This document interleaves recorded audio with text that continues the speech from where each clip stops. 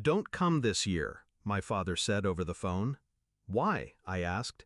"Because your sister's bringing her boyfriend. We don't want tension." That word, tension. As if I was the problem. As if my silence was more dangerous than her betrayals. I said nothing, only understood. Then I hung up. But I didn't forget. Family always revolved around her, my sister, the golden child. Every birthday, every graduation, every boyfriend paraded in front of us like trophies. And me? The quiet one. The one who worked late, who missed dinners because I was building something no one cared to ask about. I thought sacrifice would earn respect. Instead, it earned me invisibility.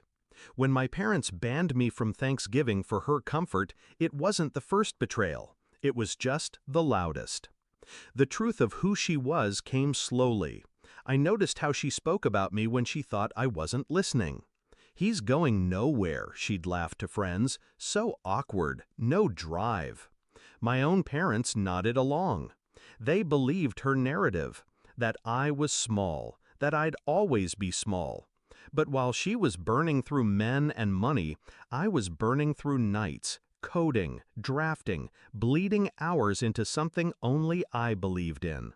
A company, my company, brick by invisible brick. The ban from Thanksgiving changed everything. I didn't rage, I didn't beg. I sharpened. I built faster, hired smarter, watched my idea grow into a structure too big to ignore. Investors came, partners joined. The company scaled beyond even my own vision. Until one morning, the papers called me the youngest CEO to reach valuation X. And suddenly, I wasn't invisible anymore. I was a storm they never saw coming. 2 months after Thanksgiving, I got the email. A resume from a familiar name. My sister. She was applying to my company.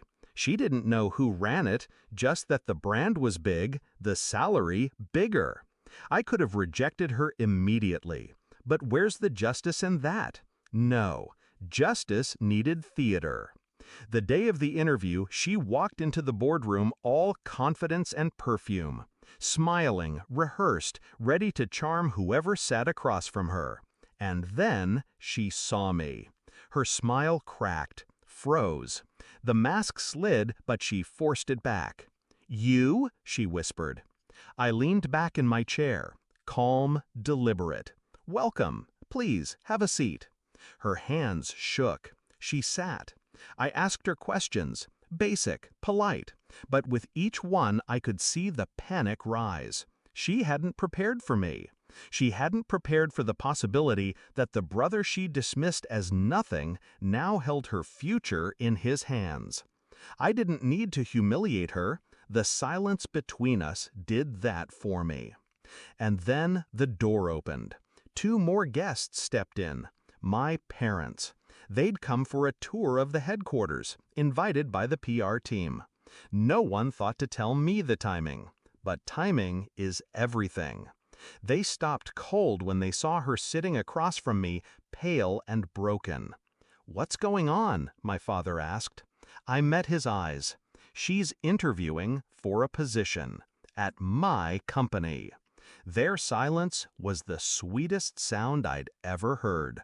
My father's jaw clenched. My mother's eyes darted between us, the reality cracking her perfect image of who was superior and who wasn't.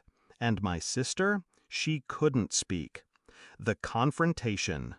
I closed her resume, slid it across the table. "You're not a fit. This company values loyalty, respect, things you've never practiced." Her eyes filled, but I didn't stop.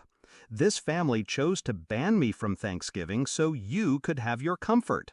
Now you sit here asking me for a seat at my table." No one moved. No one breathed. Finally, I stood. Interview over. Resolution. They left in silence. The power dynamic had shifted permanently. They could never unsee it.